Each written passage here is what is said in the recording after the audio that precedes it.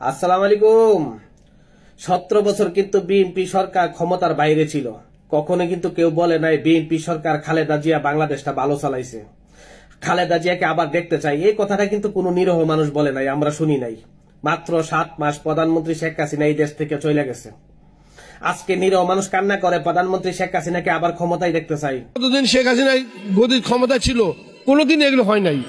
এখন লুটপাট, ছিনতাই, ধর্ষণ, ডাকাতি অ্যাভেলেবেল চলতেছে।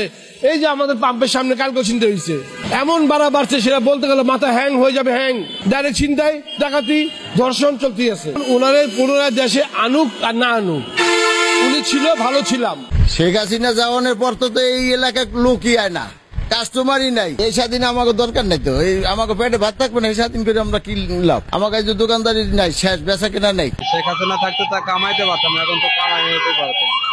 শেখ হাসিনা থাকতে আপনারা ইনকাম ভালো করেছেন। আওয়ামী লীগকে বাতিল করার মতো এই বাংলাদেশে কোন লোক জন্ম হয় নাই। দেশ চালায় গেছে শেখ হাসিনা, তারা দেশে আনে। ওই শেখ হাসিনা 16 বছরে এমন দর্শিত হয় নাই। এই শেখ হাসিনাকে পেসিস বলতে বলতে আজকে দেশটাই পেসিস হয়ে গেছে। এই উগ্রবাদী দলদের বিচার করার জন্য আওয়ামী লীগ ছাড়া এই বাংলাদেশে কোন দলকে ওদেরকে খুঁজে বাউ করা যাবে না। আওয়ামী লীগ নির্বাচনে আসতে পারবে, আওয়ামী লীগ আসতে পারবো না কেন? এই কথাটা আমার উত্তর দেন। ওরা কি এমনই দেশদ্রোহী? এরকমই যদি দেশদ্রোহী হয়, এই যে আমার মাথার উপরে মেট্রোলটা ভেঙে দেব, পদ্মা ব্রিজটা ভেঙে দেব। আজকে মানুষ ঘর ছাড়া বাড়ি ছাড়া কেন? এই দেশে আওয়ামী লীগ সরকার, শেখ হাসিনা স্বৈরাচার, ঠিক আছে।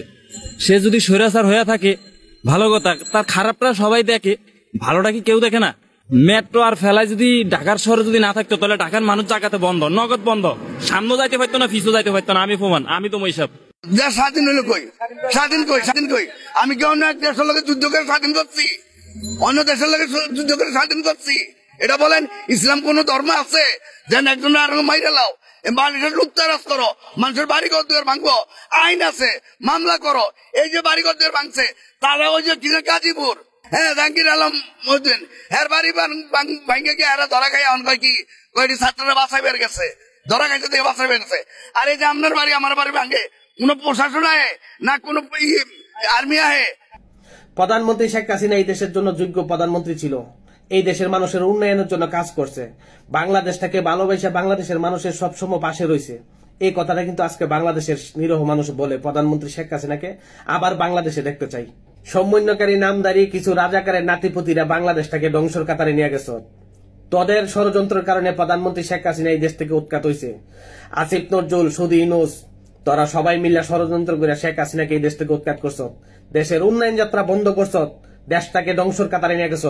তোদের বিচার বাংলার মাটিতে আবারও ইনশাল্লাহ বাংলাদেশের জনগণ করবে, সাধারণ নিরহ মানুষ তোদের বিচার করবে।